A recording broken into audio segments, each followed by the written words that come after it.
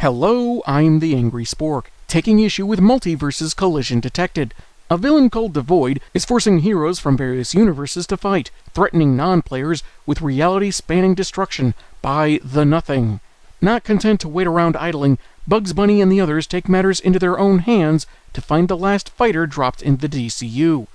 Rain Dog, a fluffy critter that Harley Quinn has claimed for her own.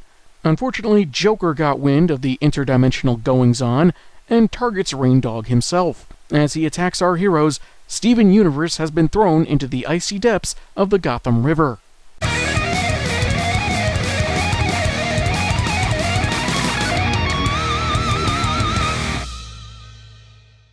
Issue 5's cover is like a group selfie with our featured players all smiling. Except Batman, naturally. He knows they're just using him to get more likes on their own Blue Sky accounts. Garnet, Bugs, and the Trinity all dive in after Steven, which, I love his show and everything, but feels like this could have been a one-hero job. Getting him back on the bridge, he's barely breathing and suffering multiple internal injuries. His gem doesn't seem to be healing him entirely, and no one wants Brainiac using nanites to patch him up further, Rick virus or no. He can't be moved, and the EMTs in Joker's ambulance are confirmed dead by Shag and Scoob, so Soups and Wendy will bring medical professionals on site. Unfortunately, Steven will still be charged for the full ambulance ride. Rain Dog approaches and presses his forehead to Steven's, creating a surge of energy that shoots off into space.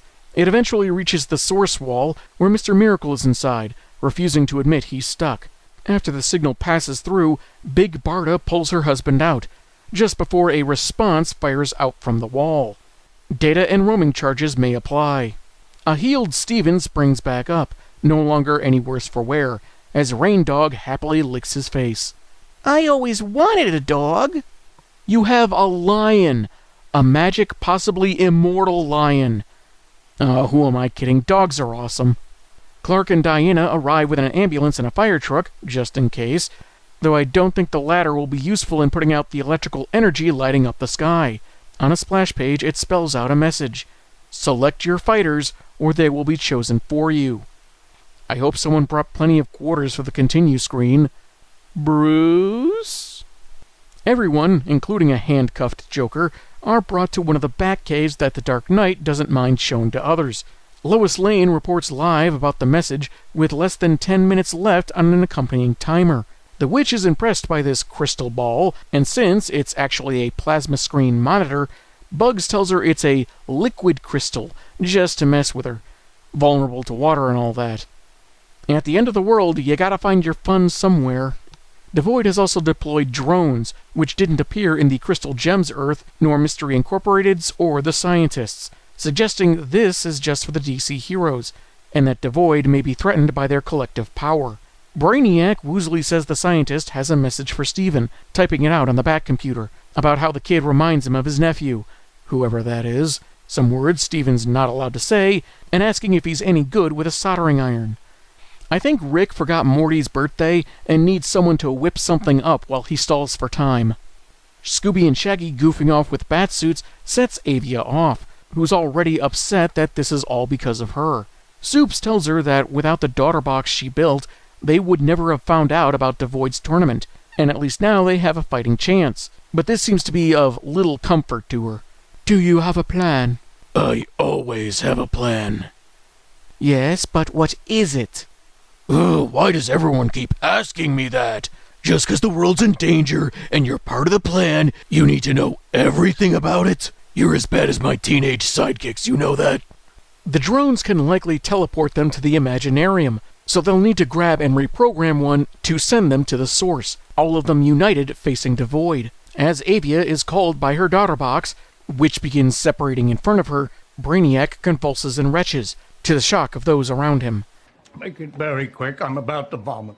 I ain't no doctor or nothing, but I think that robot's hocking up a ghost. Brainiac's midnight snacking has officially become a problem. What comes out is a small humanoid form, a digital embodiment of the Scientist's intelligence and eccentricities, despite looking nothing like the guy. More like if Casper the Friendly Ghost were redesigned with manga influence. However, Digital Ghost Rick isn't long for the world, as he's swiftly eliminated by Brainiac, fully purged of Sanchez's influence and back to his usual green, malicious self. Superman puts himself between him and the others, but since one surprise elimination deserves another, he's ripped in half by Avia, now with a grim technological color palette. And if that wasn't enough that something is up, tossing Wonder Woman aside is a good indication she's not acting of her own free will. She's been possessed by Devoid, who's decided to save the heroes the trip and face them right now. That's no excuse to be up past your bedtime, young lady. Issue 6's cover is a cool face-off of various characters, a couple that look like reskins, and some that appear in the game, but not this story, like Black Lantern's Soups and Diana, Batman Who Laughs, and TAS Bats taking on his comics counterpart. I'm seeing double here. 4 Krusties! Though it's kind of an odd juxtaposition to see protagonists Steven Universe and Valkyrie Bugs on a side of the image largely consisting of villainous characters like classic costume Harley Quinn. I don't know, maybe Street Fighter Shaggy here is from a reality where he became a kung fu mercenary. Got into the counterfeit Scooby Snacks trade, got a lot of dogs addicted, learned dark magic from an evil version of Vincent Van Gogh, usual Dark Mirror universe scenario. We open with the Treehouse kids, Dylan and Madison, who I guess are siblings, trying to get their parents to stop at a comic shop. They need comics with QR codes for DLC for their fighting game, but Mom and Dad don't get what most of that means because they're adults. Since most adults today grew up playing them, and plenty still do, I wonder how much longer fiction writers think they can get away with the parents don't understand video games trope. Dad takes his eyes off the road for 1 second when there's a flash of light, and he swerves to avoid it, hitting a post. It was Mr. Miracle and Big Barda teleporting in front of him, the former not seeming to care that they caused their neighbors to crash, and the latter noticing the destruction to their house. They panic about their daughter, still possessed by Devoid, who summoned several drones to attack our heroes in the Batcave. Even though he admits the scientist had more to do with Bugs, Garnet, and the others escaping his tournament than Avia did, he's not giving her up. Analyzing his opponents, not sure what the numbers mean, but I'll get to that later, he flies out of the cave to look for other candidates for his Imaginarium. And is that supposed to be Wayne Manor? Of all the caves Bruce has, to bring Harley Quinn, an evil witch, and the Joker, he picks the one underneath his primary residence? Moron! While Steven is at work on his secret project, Bats and Soups start a debate about their secret second layers, like Big Blue having another fortress on a mountaintop near Metropolis. You know about that? The key is the size of a school bus, Clark. Technically, the key is inside the bus, like those plastic rocks people use. I mean, who would think to look for the key inside a bus left on a mountain near a major metropolitan city? I believe you two may have lost the thread. No, I didn't. I don't lose anything. Not threads, not fights, not games of chutes and ladders. If there's a lost thread, I can find it, because I'm the world's greatest detective. Diana makes an opening for them to escape by throwing a Batmobile through a wall. Careful, Diana. Just because I'm rich doesn't mean I'm made of bat-themed muscle cars. Shaggy and Scooby have somehow lost their fighting proficiency and are now running scared. Maybe the cave's kitchen ran out of linked sausages. As everyone and the drones take their leave, Steven is left alone with the Joker, who's not only out of his little cell, but curious what the kid is up to. But the response is that it's none of Mr. Murder Clown's beeswax. Don't make me feel old, kid. Mr. Murder Clown was my father. My mother was Lady Saphead Stabber, of the Worcestershire Saphead Stabbers. He's hoping he can convince the lad to use that torch to free him, but that's a no-go, because Steven's got a job to do, and he's gonna do it, as he keeps working on small disc-shaped objects. Steven has finally found his true calling, making artisanal, high-quality, weapons-grade drink coasters. Skills! Outside, Wonder Woman is deflecting multiple blasts from drones trying to zap her to the Imaginarium. One almost gets the drop on her, were it not for Shaggy crushing it with his hoagie. Okay, I have to hand it to the story. Rah-ya is a solid pun, and I approve. When Batman realizes the drones are adapting to their techniques, Superman suggests they try mixing it up, changing dance partners, as everyone gathers into a group before their next assault. Even Rain Dog gets in on the action, whomping one drone with his tail and zapping a few more with his antlers. Diana isn't sure what mythology he's a part of, but says he's worthy of them all, which is her classical Greek way of saying Raindog is goodest boy. Shaggy and Bats take out a few, with some praise for the Dark Knight from a fellow detective. Bat milk and cookies for everyone. Bat milk? Garnet gets rather perplexed by Harley's madcap personality, and Bugs takes out a bunch of the machines on his own with his various costumed antics. They bask in victory via a reference to the Justice League animated opening, though the Wicked Witch didn't seem to do anything, so that feels unearned for her. But they still need to stop Devoid. Steven arrives, sending out the discs he was working on, which attach to everyone's backs, because he has a different plan, giving Devoid what he wants. Those devices automatically sign them up for HBO Max subscriptions, with auto-renewal. Meanwhile, Devoid is eager to exploit the above-average potential of this Earth, when Barda and Miracle show up, wanting their daughter back. Devoid still doesn't intend on releasing the girl until his work is done, which is when our fighters arrive on the invisible jet.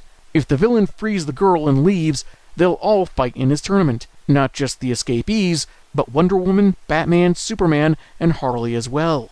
Devoid accepts, digitally teleporting his acquisitions and belching out energy. But he forgot to get the merchandising rights as part of the package. Rookie mistake. Avia, now liberated from Devoid's control, falls into her parents' arms crying, and they share a somber moment at the sacrifice the heroes made for their worlds. Except not quite, because everyone shows up on the Batwing, safe and sound.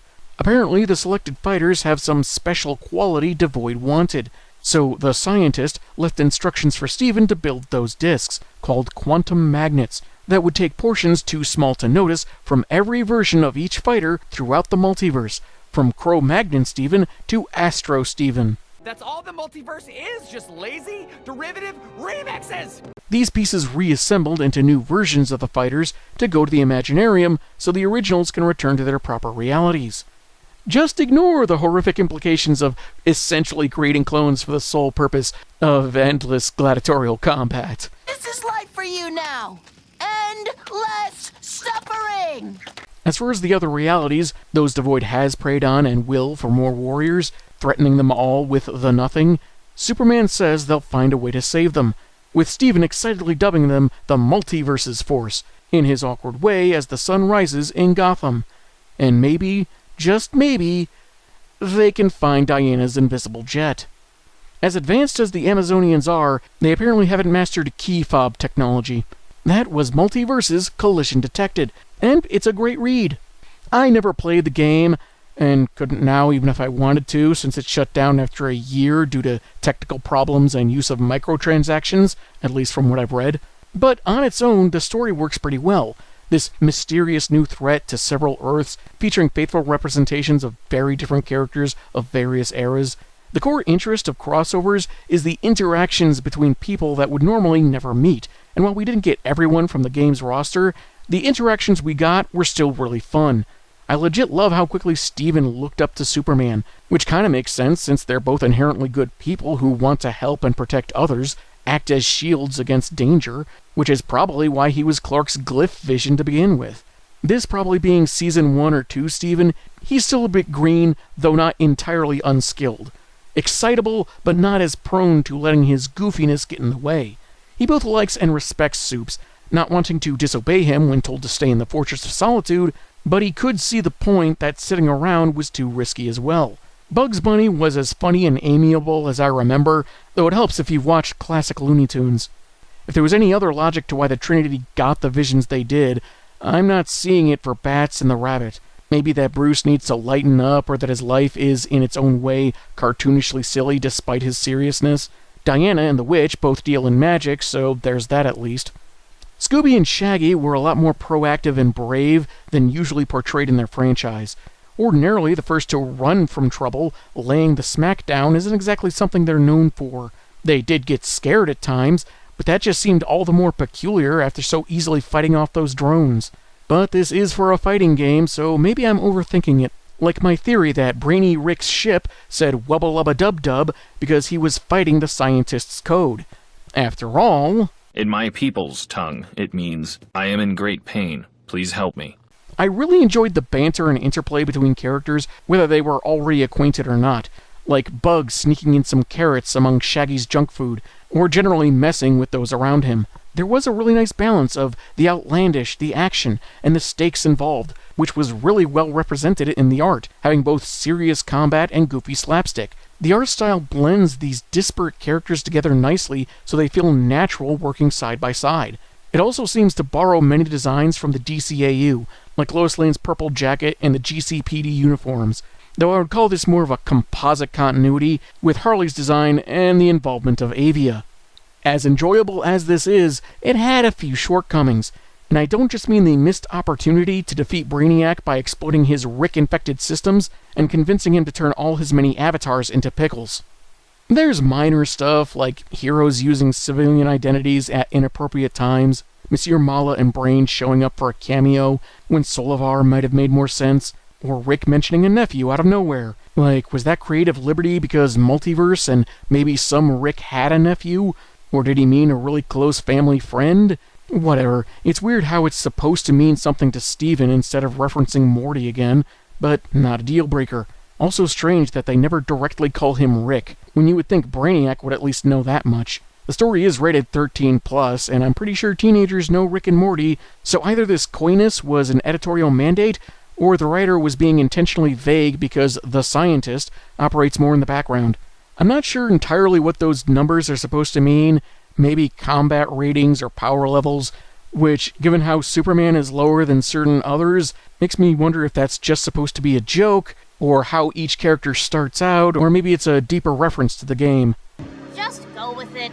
As for fighters that weren't quite as represented, Tom and Jerry's involvement in the story might have been redundant, since the anthropomorphic animal comedy is covered, though if the Adventure Time duo were around, I could see Finn idolizing Wonder Woman, since she leans closer to his whole warrior vibe, and maybe he would argue with Steven about Diana being cooler than Superman, but I'm getting off track.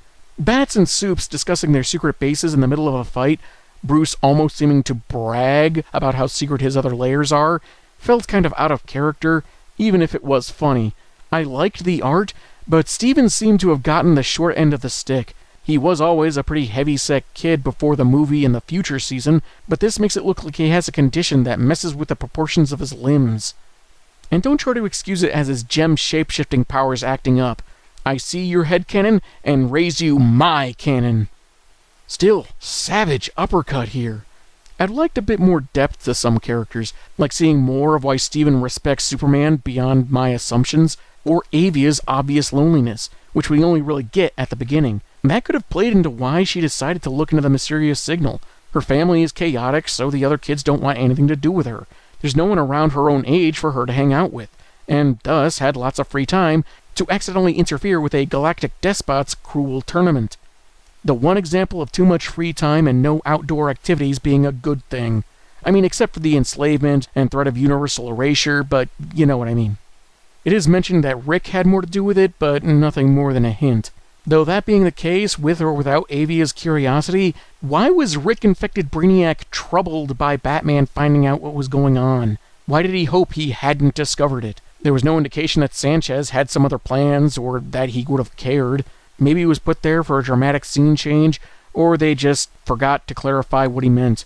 Then there's the Joker. He was posing as the Condiment King at the Big Belly Burger just before Shaggy and Scooby showed up, and they somehow stopped him. I mean, did he allow himself to be defeated because he knew all this would happen? Did he know these guys were from an entirely different reality and would draw the attention of the heroes for some bigger purpose, so he could plant that bug on the dog and learn what he did? Oh, how convenient. This could have been explained by saying he had a vision like Soups and the others, but instead saw a scrawny dude and or a greyhound. But I guess that clarification wasn't quite as important as moving the story along. Though none of that excuses how Clark just did nothing when it was clearly the Joker in that ambulance. Overall, this was fun to read, even if there are a couple of plot holes or personal pet peeves. The game it's based on wasn't long for this world, but this miniseries is still worth a look, if you don't mind some synergy among a single corporation's IP. It does a better job than Space Jam 2. Maybe that's why Rick wanted to stay in the periphery. Bad memories from his last company-mandated crossover. And if you want to learn more about the MULTIVERSUS game and what happened to that, I recommend watching the video by Matt McMuscles. Link in the description. I'm the Angry Spork, and man, have I got issues.